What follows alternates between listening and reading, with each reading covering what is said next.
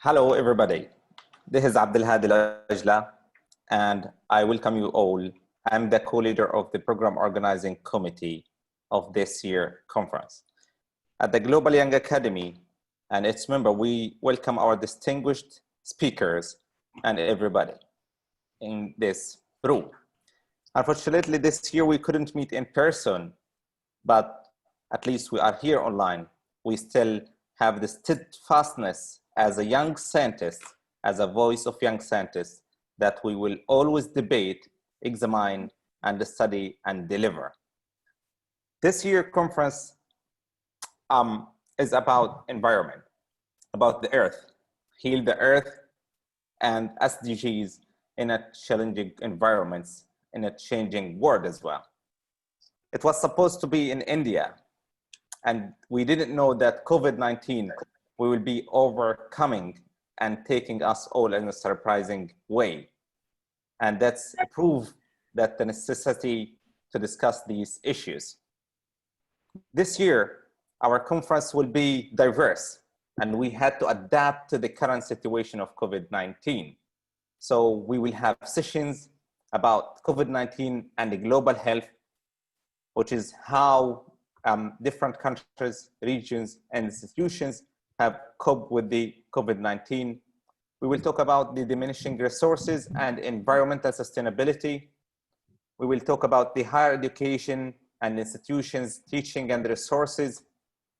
But at least we will be also speaking about how we deliver science and scientific findings, how we communicate science to the public. This year is an opportunity for all of us as young scientists to raise our voices again and again, that science matter and scientists are always in the front lines in every deep crisis. I welcome you all again in my name and my colleague, the co-lead of the program organizing committee, Velia Siciliano, and I hand the mic to my colleague Anindita to introduce our honorable guest.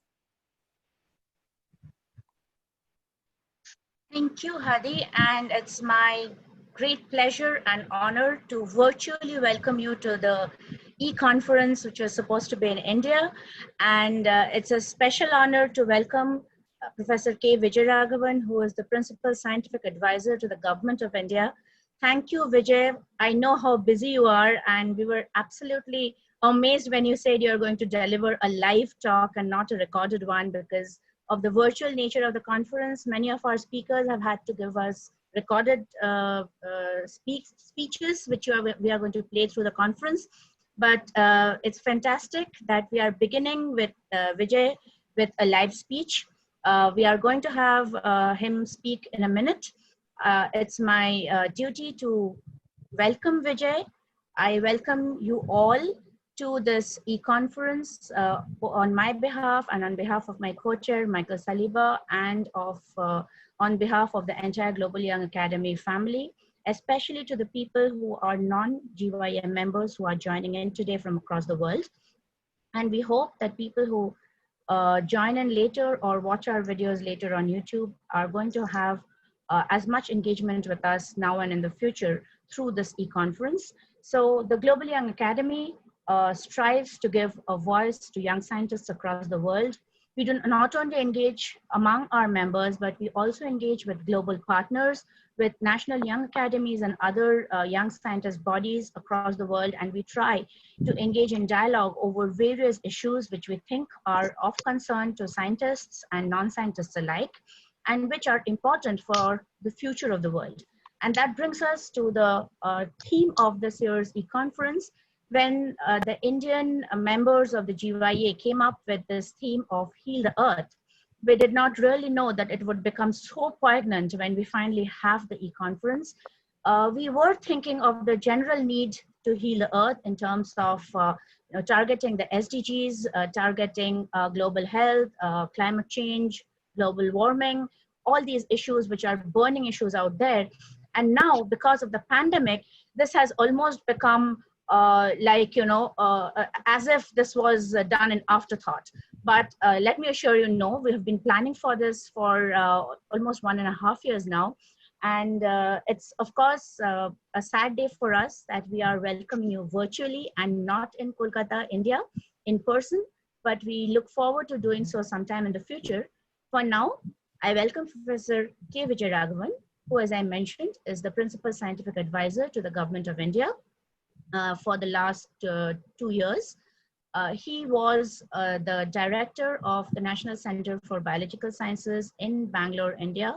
And he has been one of the stalwarts of Indian science who has always been in the forefront, driving research, giving voice to young people, breaking boundaries and charting new territories. And right now, Vijay is leading a completely new drive in India, where we are trying to come up with a policy for science, technology, and innovation for the future of India. And this is an amazing initiative that he is part of. Vijay has been the recipient of many awards, many laurels, and many honors, including one of the highest civilian honors of Indian government, which is the Padma Shri Award. I'm not going to list all his various achievements, because then we are going to eat on his time during this session.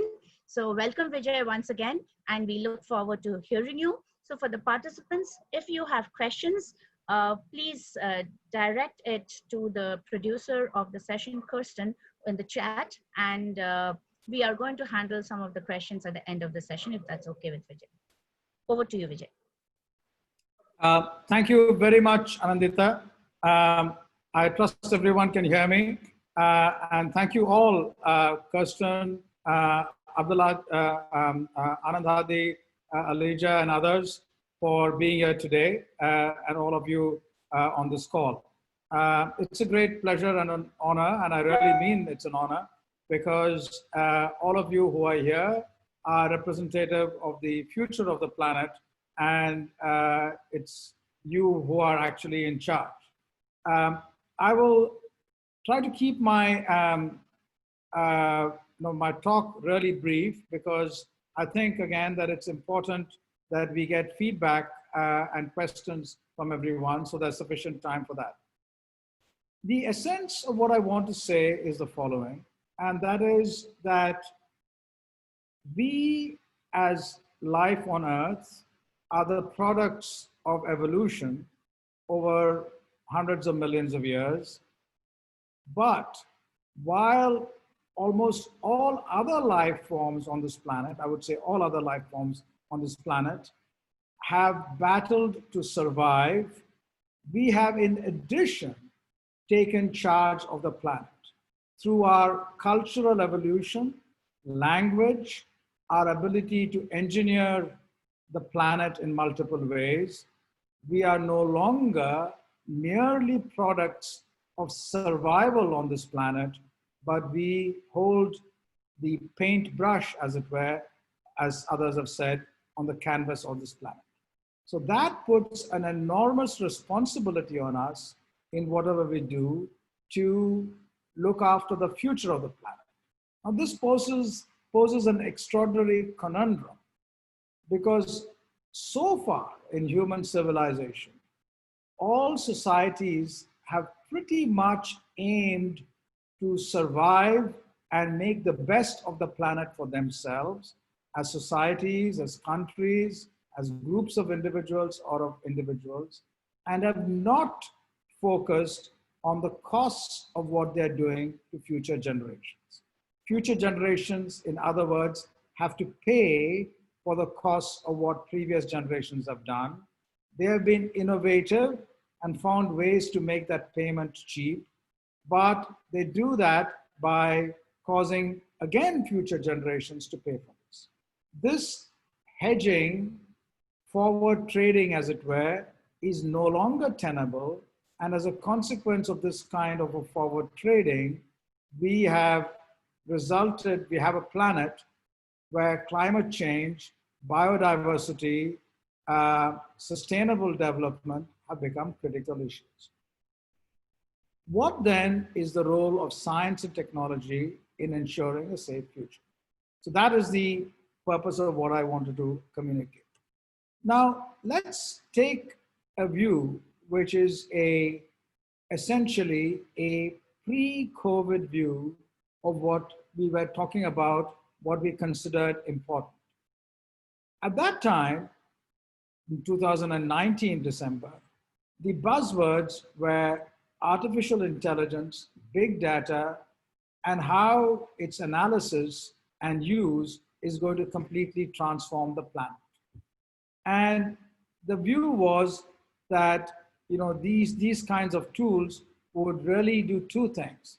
One, it would have a momentum of its own, these tools. So artificial intelligence will take charge of us. And the other was that it'll open up and allow us to solve the mysteries of the universe. So across the world, we were arguing a year ago, less than a year ago, that large corporations and governments were collecting data, distilling data, large computers were transforming the analysis of this data, and basically those who had the power to collect and analyze this data became the rulers of the world. And how is one going to deal with this? This, many people feared, as articulated beautifully by the philosopher, historian of the future, as it were, Yuval Harari, that we are going to be in a world where, unlike previous generations, knowledge is power, but only in a very extreme way in the future, where those who wield the power to analyze data rule everyone else. And how are we going to deal with this? So the answer to that is really something which many people discussed. And they discussed artificial intelligence and its history. And I bring this up because it's very relevant to how we go in this post-COVID world. It's not completely an aside. And it also brings up the key point about how we came across this world. So it's important to see how we came to a situation where we are creating machines which can apparently do a significant amount of relatively low-level, quote-unquote, thinking, but the potential for it to do massive other kinds of thinking is still there. This kind of analysis of computers, the question, can computers think, started with Alan Turing, who asked the question in 1950, can machines think? And he wrote a paper, a very beautiful paper, Computing Machinery and Intelligence. And this also established the Turing test about the fundamental vision for artificial intelligence. So he pointed out that AI seems to, its aim is to simulate human intelligence or replicate it in machines. But this was too general a definition. And computer scientists like Stuart Russell and Peter Norvig said that AI is more specifically the study of agents that receive percepts from the environment and perform actions. Now this, in parallel, went on with the development of computers. We had Ada Lovelace developing the Babbage computer, and that resulted in two kinds of approaches to AI, what is called narrow AI or weak AI, in which machines can do things in a limited context, which appears to have aspects of human intelligence, but not really so. If you have sufficient memory and sufficient speed, then very complex tasks can be done by machines, which sort of make them look intelligent. And narrow AI is all around us. For example, searching our web for Google, using Google, image recognition software, your personal assistants on your computer, even IBM Watson. These are all examples of narrow AI. Deep AI is much more challenging, and that requires perhaps very different kinds of machines. And there are arguments about whether deep AI is something which is possible or it's a hard problem. Now, going from data to information to knowledge and to decision making is something which AI promises.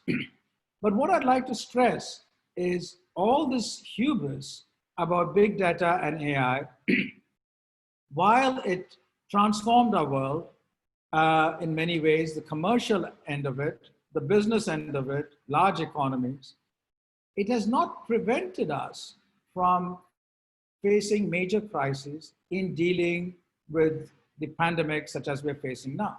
Why is that? Why is it that all our big data analysis, our AI, cannot be used speedily to have very precise models under different scenarios of what will happen to the pandemic, or what we need to do, or what we're doing at a fine level? Why is it that we have to take decisions which are on a day-to-day basis, are complex, are difficult, and are uncertain?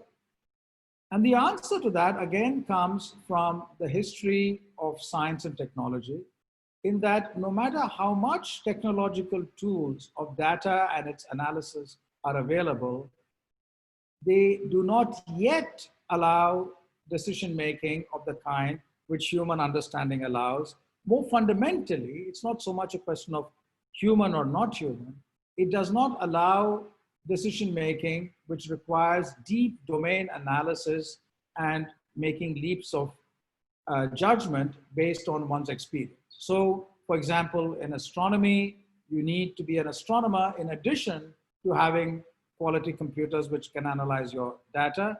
And the example I'd like to quote is Jocelyn Bell, who discovered pulsars. She and others would have had the data, you could analyze the data, but she had to make a leap of judgment, combining the data to say, look, the signal she saw signified something very new. So those are the kinds of examples. So there are multiple examples, therefore, of big data requiring human interventions in a variety of ways, as opposed to automatons which can carry out instructions repeatedly and make extraordinarily complex structures or decisions.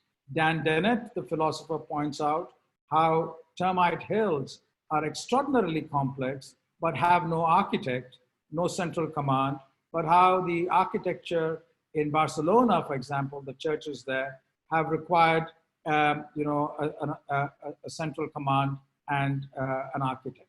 So therefore, human decision-making is not just about data and its analysis. It's both about understanding natural phenomena and the ability to take decisions. How did this come about? I'll very quickly go through that. It came about through accidents of evolution, which we've understood by understanding how, the works of Darwin and Wallace helped us to understand that. But basically, to summarize it very briefly, our ability to oppose thumb and forefinger, our large nervous system compared to our body size, which had particular reasons for that evolution. Consequentially, our ability to make tools and language and engineer nature have transformed us primarily as being driven by cultural evolution rather than evolution by natural selection alone. This has completely changed our environment, and this understanding has come in many deep ways through our understanding of biology, how the brain evolves, and how the brain functions, and so on. So as I said, we have become, from those surviving on the planet to creators of what we call the Anthropocene and wielders of the paintbrush.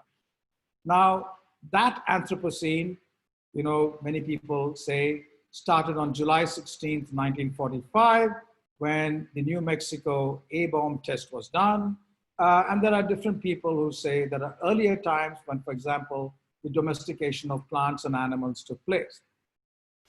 Be that as it may, the ingenuity of humans, for example, the fixing of nitrogen by plants limited the scale of agriculture, but the ability of humans to get nitrogen from the atmosphere, make ammonia, and make fertilizers is very well captured in a book, The Alchemy of Air by Thomas Hager, who points out the Haber-Bosch process for the manufacture of ammonia, fertilizers, and also, sadly, chemical weapons. So these kinds of tools resulted in the extraordinary growth of humanity and engineering. For example, today, about half the nitrogen in our bodies comes from the Haber-Bosch process. This fueled the rise of the Industrial Revolution, and we have had multiple industrial revolutions, and here we stand today. So I'd like to end now by saying, okay, this is how we've come, this is what we've done to our planet, what is the way forward? How do we heal the planet? Many people blame science and technology for the current status. That is completely incorrect. It is like blaming the chainsaw for the destruction of our planets. The chainsaw is an invention which completely transformed logging. Deep sea fishing completely transformed fishing. But it is not the technology which is to be blamed, it is the use of the technology and how appropriate it is, which also needs to be factored in. So the technology makes extraordinary possibilities open, but the calibrated use is a big challenge. The calibrated use will come only if we mentally decide to invest not only in our present, not only in our immediate future, but in the future of future generations. That requires a sea change in our attitude. That sea change is not easily feasible because historically, people have had quality lives, paid attention to their environment, looked after different parts of their societies, only when they've had an external tool, such as sources of energy, other people or raw materials available from outside which are exploited. In today's world, we have a demand where all of us have to grow in a manner without exploiting the environment, without exploiting other societies, and without getting energy in a manner which contributes to greenhouse gases, for example. How does one do that, given that energy is not free? Well, energy is not free, but we are increasingly making it close to free. And if we expand safe nuclear power and expand safe renewable energy, such as solar energy, energy can become relatively freely available. It'll have to have costs, it'll have big costs, but those costs have to be borne for a future world, but disadvantaged people must have energy available. Coupled with that, there is another technological change which has happened, which is the conversion of energy to work has become increasingly much more efficient. Solid state devices of various kinds can run on low energy but produce large amounts of work. That allows motorized devices, television screens, monitors, vehicles to be made with low power, and that can transform economies all over the world.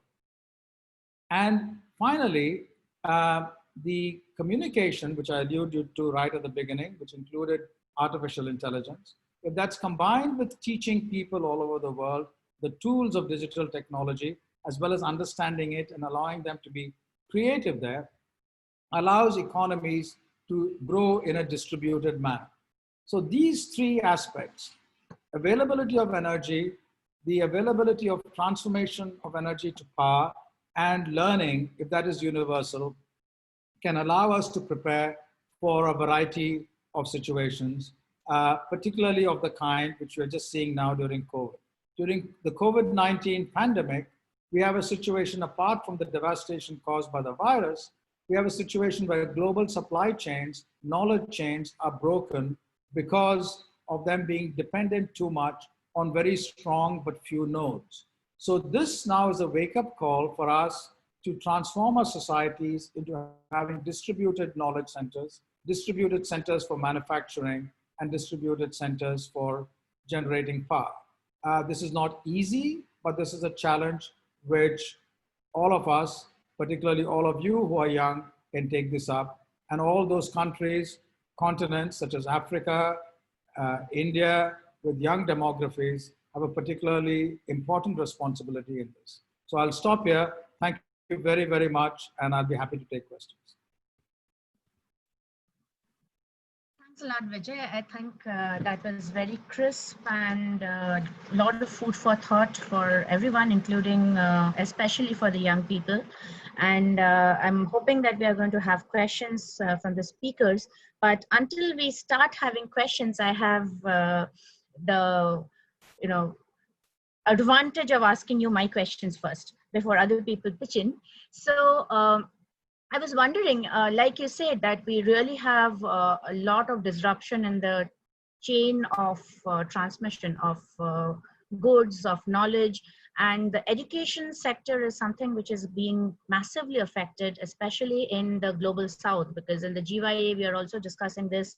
A lot of people in the GYA, where we are from countries like ours, from countries in Africa, where this sudden shift to online mode of teaching, a lot of reliance on gadgets, and that is creating a very disruptive situation, because there are now a set of people who have access to education and a set of people who don't, and this is going to translate to other things like research and research environment, where we don't know how long this disruption is going to continue. So what is the way forward?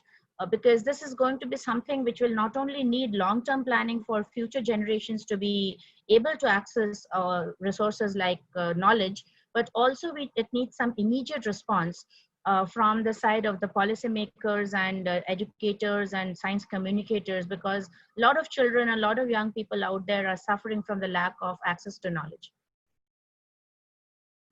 Thank you, Anindita. The answer to your question is simple to state, but very difficult to implement.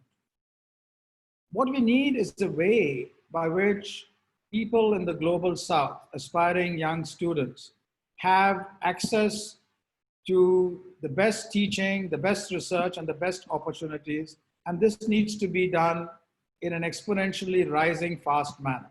So that's the answer, but the answer is not the solution.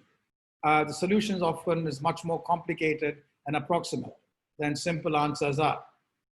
How can we have a situation where a girl in Africa who dreams of being an astronomer can attain that dream not by superhuman effort, but as a matter of relatively straightforward choice, right? That is the question.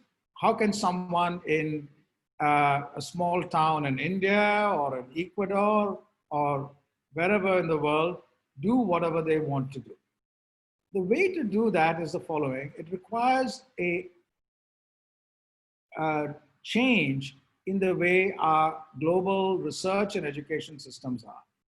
They are a product of hundreds of years of work, and they cause, at best, in the best of situations, linear changes with a small slope in the countries of the South. So you have a situation where, India, for example, exports a huge number of quality people to the top centers in the world. Many of them come back. Many of them are great value where they are. They have an impact over here. They have an impact wherever they are. And this is true for countries in Africa, in the rest of Asia, and so on. This impact is a relatively slow impact. I mean, there's an exception that some countries can invest hugely in this circulation of brains and have an exponential impact, but that's unusual. But typically it's a linear impact. But today's COVID crisis gives an opportunity for us to have a non-linear and actually an exponential impact. How is that? If we have a way by which, instead of you going and doing, you meaning someone going and doing a postdoctoral fellowship at the best places of the world alone, that should of course go on, or doing a PhD, that should of course go on. If you can have a remote PhD program or a postdoctoral program where the countries of the North pay these people and there is a remote collaboration, then you can actually scale up the numbers of people involved, but you can also take on different kinds of projects than we take on. Right now, we have the luxury in the best labs in the world of doing what we as individuals want to do. In today's world, we are seeing the need for a science, whether it's the most basic or the most advanced, to have, in addition, collaborative work. And therefore, combining the personal interaction and travel, which is important, where the remote structure on scale allows countries to scale up. It's not the best thing, but it's better than not doing that. If I may play the devil's advocate.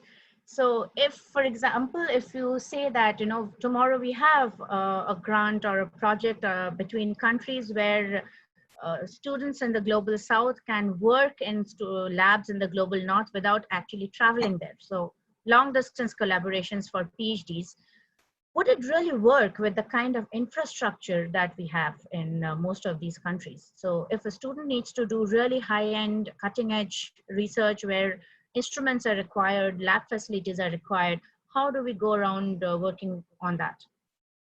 Well, you know, it's not just a question of North and South. Even within the South, and the labs where you come from are 1,000 times better equipped than labs 20 kilometers away in a small college, right? So my point is that this is both for knowledge and for instrumentation. There's no question that quality experimentation hands-on is absolutely needed. Now, there are many ways by which certain kinds of experimentation can be done hands-on and must be done hands-on during your training. And that can be done in a frugal manner. I'll give you some examples of that. But there are also expensive instruments which one needs to access elsewhere. And I'll give you some examples of that. The fundamental point there is it is the idea and the questions you are asking which are central. The instrumentations are a consequence. Supposing you are a biologist who wants to look at bacteria in the mud in your backyard, right? You can look at that using a foldscope invented by Manu Prakash. You can isolate the bug and you can get it sequenced using nanopore sequencing now. You can send the bug or its DNA to colleagues anywhere in the world so that they can do more biology on it. You may not be able to use certain instruments which they have, but you can watch that instrumentation remote. You can learn about it remote. Not necessarily the best way of doing it, but a better way than just taking the bug, looking at it and leaving it at that. So the advantage of this method, which I again stress, is not easy, is unlikely to work for a long time unless we try it out. And we should try it out in each of our own environments before trying it out globally perhaps, is that you allow the best minds in environments to come and engage with you in a manner where language and socioeconomic status are not hindrances. So if we have intermediaries who can, work back and forth, train people at multiple levels and use them, this increases the pool of talented people non-linearly. Sorry. We have questions coming in from some of the viewers. So I'll begin with a question from Wala Saad. She's asking how we can maintain equality in covering or offering equal global chain supply. This chain is broken severely by COVID-19, especially in the developing countries. Thank you very much. This is a critical point. First of all, we must look at this from the perspective of why are there key nodes in global supply chains before COVID-19. It's not that countries cannot manufacture a safety pin, but they import a safety pin because it's much cheaper than what it would cost if they were to manufacture it. Why is it cheaper? It's cheaper because those who are manufacturing it on scale can export it to you and export it to multiple other countries. When you make it, you don't have the market ability to export it to your market or globally. So it's a market problem as much as it is a technology problem, right? And the global rules of movement of technology put restrictions on the tariffs you can place on import. So you can't say, I will make my own safety pin and I will not import it. That's a big challenge, right? So this results over time in an amplification of those who are able to make more and cheaper, and a reduction of those situations who are able to not make more and make it cheap, right? And this asymmetry results in huge monopolies and the creation of norms. Now, this needs to be broken, but it needs to be broken as a combination of economics, science, technology, and what people want. Our addiction to goods at cheap prices of high quality is partly the cause. Breaking that addiction is one way. You can just say that, you know, I will be inventive, I'll manufacture, but I won't buy something of high quality just because it's cheap. Remember that when something is cheap, it's not because it's inexpensive, because it has an impact on the environment which future generations pay for. Nothing comes mat free which has no impact and which can be done very little. So this requires a rather big sea change, and this crisis is a wake-up call for us to do that. So my suggestion is that we walk into our laboratories, we walk into our institutions and look at what is available there, what we buy there. And you will find that, you know, 90% of what you use at routine low end are things which you can manage with local ingredients, local manufacturers, and those manufacturers can scale, you know, nationally or partly globally or supply, but we still import a huge number of that from these one or two global centers. That needs to change, and that needs to have a link between science and society and science and industry. It's not that one shouldn't import, of course one should import, but one can't be dependent on everything just as an import strategy. Thanks, Vijay. We have the next question from a GYA member, Munir Ahmed. He's asking, the world and most of the countries have enough resources to achieve the SDGs. Still, the world is failing to achieve the goals. What is the most critical factor for this? In another way, how important is leadership to heal the earth? You know, this is a fundamental question and a big challenge which we have to keep in mind. And our role as citizens is very, very important. If we as citizens demand that our governments give us everything at ridiculously low costs, and we want it now, then there will be great pressure on governments not to attend to the sustainable part of development goals, but to just attend to the part of development. If we talk about sustainable development, then we must also be partners with government in demanding that sustainability. The second point, when we demand that sustainability, we should not do so as elites, but we should do so from the perspective of the most needy. It is all very well for someone living in Palo Alto to say, you know, we want this kind of food grown in this particular manner, this kind of healthcare, and some other kinds of roads and so on and so forth. But how does that impact on someone living in South America, in Africa, in India, in Vietnam? You know, is it the same? So one size doesn't fit all.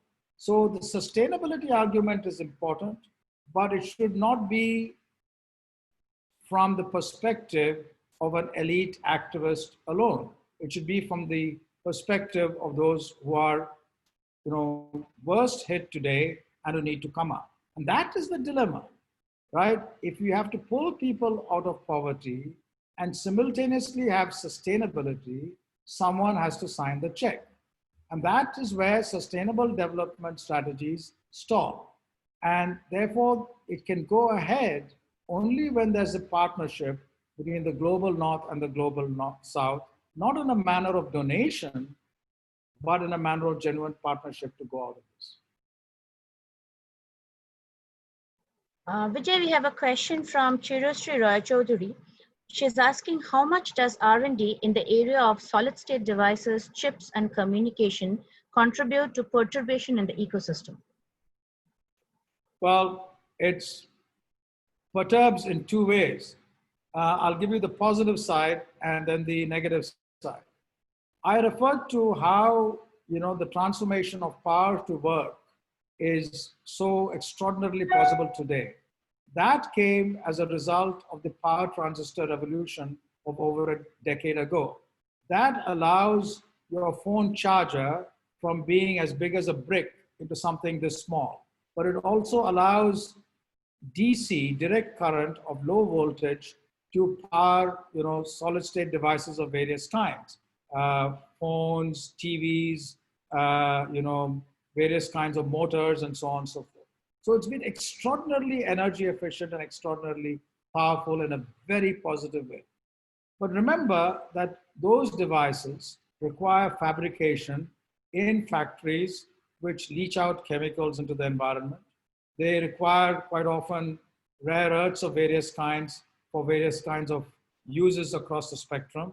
And all those are enormous challenges on the environment.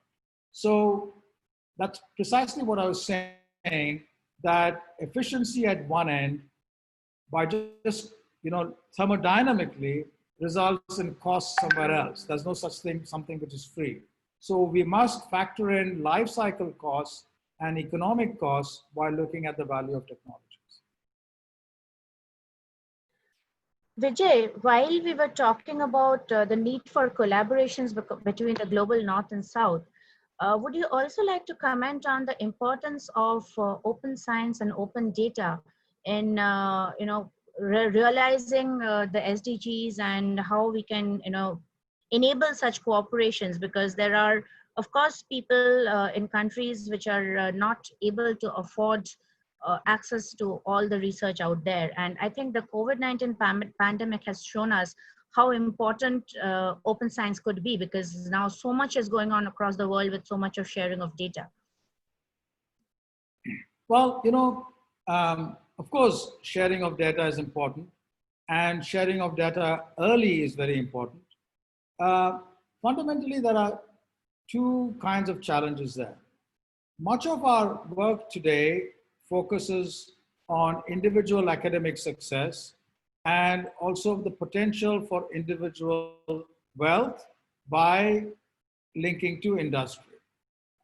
There's nothing wrong intrinsically in both of them, but we also need to combine that with seeing the value for openness and collaboration.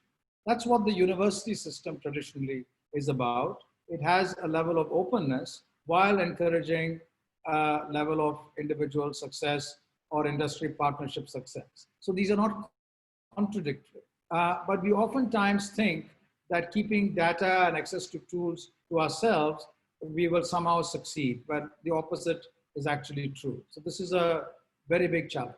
I think there's a major breakthrough which was made in the physics and mathematics communities some decades ago, which is having preprint archives of their papers and then have them looked at and eventually get published.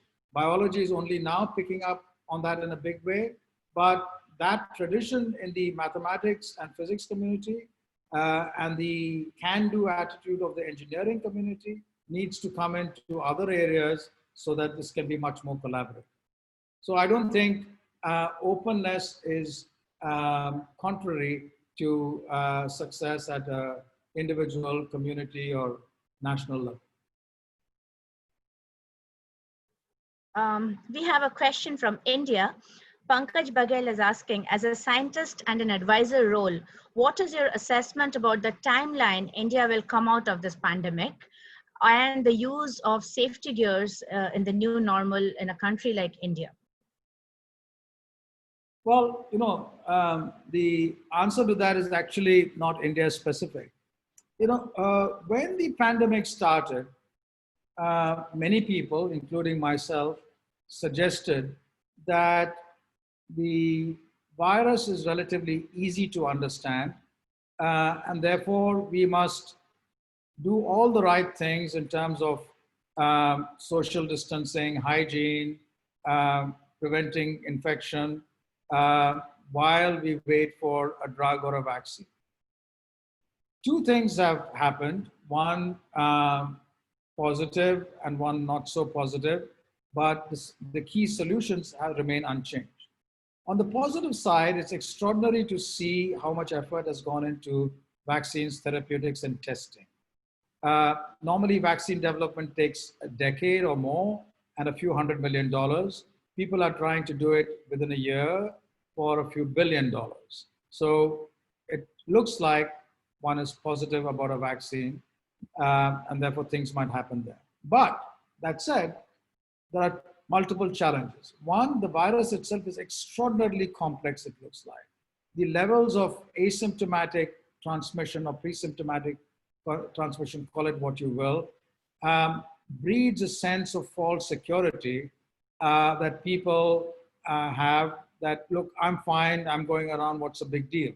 But people who are young and have milder symptoms transmit to others, but also it's turning out that those who are young and who have mild symptoms may have all sorts of other collateral damage, which we are beginning to understand now at a certain frequency. We still don't know what the levels of immunity are in people and how long such immunity lasts, and is that related to the severity of the disease. The vaccines are being developed rapidly, but their distribution will be an enormous challenge. To get them out, they'll take a while, even after they're manufactured and stockpiled hugely, to distribute them. So this is a long haul. And in that long haul, the solution are simple, but again, the answer is simple, but the solution is complicated. The answer is wear masks wherever you're in company, keep distance, make sure that you're hygienic, have contact tracing done, use a contact tracing app, and if you're in contact with someone who's positive or not well, let the authorities know. Everyone should be isolated. Unless one does this relentlessly, we are not going to squelch the virus. But if you do that, if you wear masks and if you have hygiene and you have contact tracing and isolation, you can actually reduce the R naught to below 1. So in theory, that's all you need. But it's incredibly difficult in practice. It's not easy to be isolated for long. There are all sorts of economic consequences. There are social consequences. But given that balance, these things need to be done. Thank you. We have a question from Lasan. He's asking how young scientists can have a place in policy making and contribute to the development of the country. Are there any practical channels, how governments or policymakers perceive the role of sciences and the role of young scientists? So coincidentally, in India, we're going through the new science, technology, and innovation policy, which has got a very large consultative mechanism and webinars where everyone can participate. The challenging policy are twofold. One, of course, it should be a consultative mechanism, and particularly those who are there for a long time in the future should be involved in it. But policy must also be linked to action, and action must have implementation monitored regularly. So our goal in the policy is not just to say, here are the good things which need to be done, but also to say, here is what needs to be done, here's how you can do it, and here are the timelines for doing it. Now that's a big challenge, because we're trying to say what we must do today for things which we don't know what will happen in the next 5 or 10 years even. For example, if the policy were ready last year, we wouldn't have had an awareness of the kind of issues we have to deal with, which we're discussing today. So the policy must not only be have some level of detail, it must have some level of factoring in of the unanticipated. So those are big challenges. We have a question from Hassan Abul Ila Otefi Hassanin. He's asking, to heal the globe, we need a true international collaboration, as individual national plans will not lead to real global healing. So my question is there enough cooperation or even enough trials, either on the governmental level or the scientific community's level, to achieve an international solution to the global sufferings? Thank you, Hassan. We often tend to look at solutions to problems as awaiting some magical leader who will come and say, this is how the world should collaborate. That's, of course, will be fantastic, but the question is, what does one do in the absence of that? It turns out that there are actually a very large number of multilateral organizations which address the kind of issues which Hassan is talking about. And multiple countries are there. And there are many examples over time where relentless negotiations, discussions, tweaking of things, take things to an almost situation where decisions are to be taken, then you slip back, then you come back, then you go. So there's no escape from actually becoming expert in all these details. Otherwise, we will be in a situation where we'll say, look, this is what global temperatures must not rise, and therefore we must not have greenhouse gases. Okay, what does that exactly mean in terms of, the rice cultivation in your village, in terms of a factory in some other location? How does one change that? Those detailed negotiations, there are multilateral organizations, and we must all, as future policy wonks, get into those situations also and come up with solutions. It's feasible. There have been wake-up calls and people have responded to that. So it's not that these things don't happen. Thanks, Vijay. I'm going to take the last question here that we have is from Beata. Beata Wagner is the Managing Director of the Global Young Academy. She's saying, thank you for the interesting contribution, Professor VijayRaghavan. I appreciate your understanding on the key role of energy in sustainable development.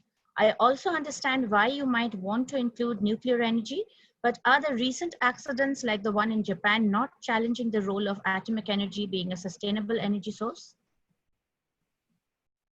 Yeah, absolutely. I think Fukushima is a serious cause for concern, as it has been all over the world. Fukushima was constructed to withstand tsunamis and earthquakes of a certain magnitude, and what hit it was a higher magnitude. So the question always comes in whatever technology you use, that you factor in all sorts of safety conditions. What about the unusual event, right? Will that change things? Now, the nuclear industry is particularly, focus of this concern for a variety of historical reasons. And therefore, the result of that has been that the kinds of precautions the nuclear industry takes, Chernobyl, Fukushima are examples, but also the word nuclear itself, stirs up people's concerns. Nuclear industry, therefore, ends up taking precautions which are phenomenal, right? Sometimes very reasonable and necessary, sometimes more than necessary.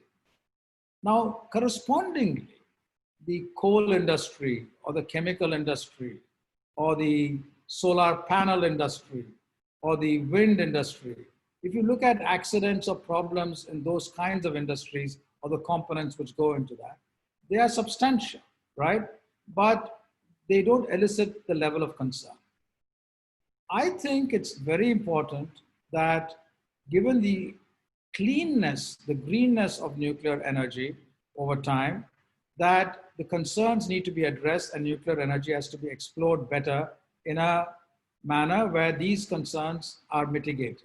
But to say that one will not have it is throwing away a very important source from a physics perspective. From a physics perspective, the current kinds of nuclear energy and future ones, such as fusion energy, afford a potential for inexpensive energy to everyone. It has its challenges and risks. Every other form of energy, including the so-called renewable one and other green forms, affect the environment in other ways also. So one must have a portfolio. It's not all or none. One must balance it. One must be prepared for foreseeable crises, and one must also be prepared for unforeseeable crises. And that's never easy, but this is what tough decision making is about. Which I guess brings us back to having good leadership. Well, and also being able to persuade societies. Some countries which have cut down on nuclear energy um, buy nuclear power, electricity generated from nuclear power from neighboring countries. So not in my backyard, but it's okay if you do it, I'll buy it. Countries which say that, I will not have GMO crops grown, buy GMO grown products from other countries. So this is the kind of situation which one must go out of. On one hand, we have principles, they're very important. On the other hand, we are willing to compromise those principles if a cost is low. But we must ask both things. Are those principles reasonable? Are they valid? And are the cheap costs always worth it? And often it's a balance of things. So just as when you're investing your money, you would have a portfolio. You would therefore need to look at a portfolio. But it's a big challenge, I completely agree. You need a portfolio which not only looks at your benefit, but at benefits and risk to future generations. Not easy. In fact, I was just thinking that when we are talking about sustainability, we are talking about development, and we are talking about how to, balance different inputs and outputs and divide our efforts into portfolios.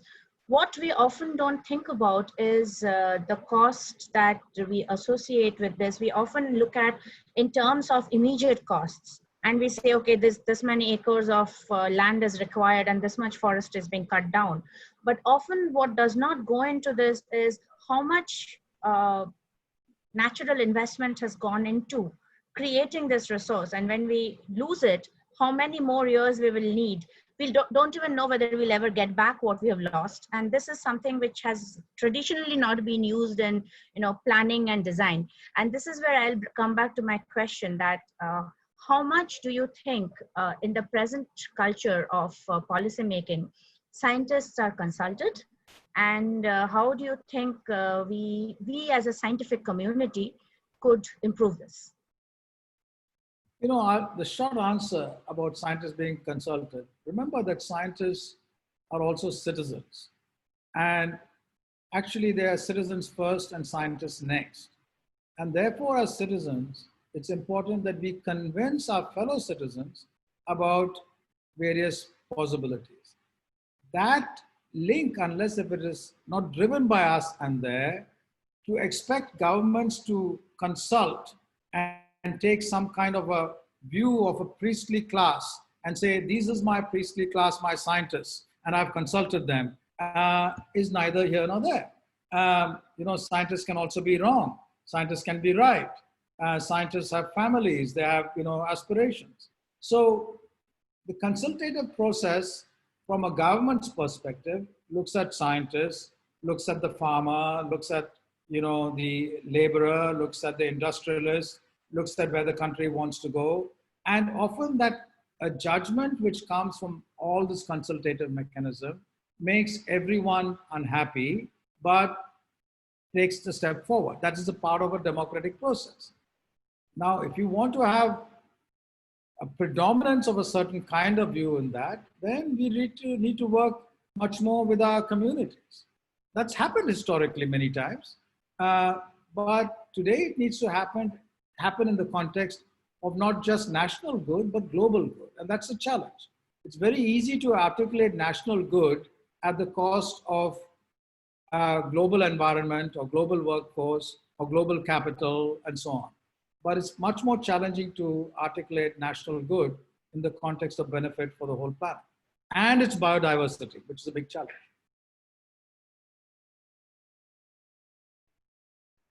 Yeah, and also probably sometimes we just ignore the biodiversity part because nobody is kind of responsible for it. We have a question from Vilia. She's asking, do you think governments came to a point where they will collaborate to address global issues following scientists? I guess she means with scientists. So, it all depends on what the kinds of pressures there are and what the kinds of opportunities there are. Pressures on governments all over the world historically, over tens of thousands of years, have come either when there is a need to expand trade and commerce, or when there are pressures such as during war, right? Archimedes was very, very valuable during wartime because, you know, he could use the catapult and the lever in some manner. So it's not a question of some generic mechanism, but really about what the context is. And the challenge for us as scientists and for us as citizens is to work with governments to convince them, and i.e. convince our people first, that we need to look at sustainable development, both from the context of, you know, climate change and the environment, as well as lifting people out of poverty simultaneously. So that's a big challenge. Vijay, I'm going to ask you the last question on behalf of the Global Young Academy, which is a question that we are asking all our speakers. What do you think we as the Global Young Academy could do to heal the earth?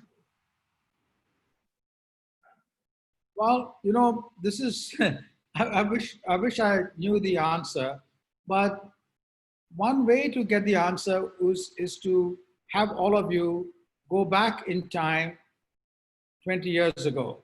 And if you were there 20 years ago as observers and you saw the planet coming to what it is now, what could you have done 20 years ago, which would have changed the course of the planet to make it different now in a more positive manner, right?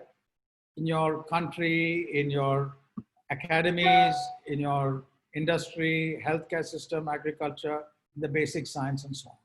So because the future is so difficult to predict, it's not easy to say what you should do now. But I would say that the only thing which you can guarantee, which you can do now, which will have, without question, extraordinary benefit, is to make sure that education is available to everyone, everywhere, in their native language, in addition to being there for them in English or whatever the major languages are. If one does that, then all these questions of what should I as a scientist do or they as a scientist do will go away, because everyone will be a scientist. And then extraordinary changes are possible. Thank you. Thank you, Vijay. You have actually touched upon something that's very close to our hearts. And in fact, in the EAGM that we just concluded 2 weeks back, this is one of the tasks that we have kind of set forth for the membership for this year, that we are going to look at how we can make education more accessible to everyone across the globe. So I think I'm going to end on that note. So some positivity to take home with us. And again, thanks a lot for being with us. I know you've made a time out of your busy schedule for us. So big thank you from the Global Young Academy, from the EC, and on behalf of all the listeners. We hope we are going to keep in touch and we are going to work with you in the future. So thank you. And I'm going to now hand over to Aurelia for the closing remarks. Thank you very much, Vijay. It was really a great discussion. And thanks, Anindita, for moderating it. So before saying goodbye, I would like to thank the GYA office, who has worked as crazy to convert this conference into a virtual one, and it was really a great job.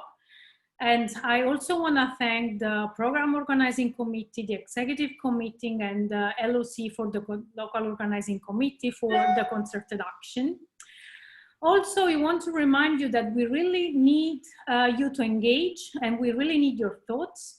So we encourage you to watch the videos from the panelists and to provide your input in the working document. And I'm sure you will find all the info you need in the emails you have received, but feel free to write us if you have any question. Also, we remind you that during the panels and talks, you can ask questions through the Zoom chat or the Q&A channel in WOVA. And also, we encourage you to watch the inspiring greetings videos from renowned scientists and GYA partners and it will be, it's really inspiring, and it will provide you great inspiration to ask me questions. And with this, I hope you're gonna have a great rest of the day. And I will see you tomorrow for the first panel session, which is Beyond Boundaries, COVID-19 and Global Health. And thank you all very much. Thank you all. Bye-bye. Bye. Thank you.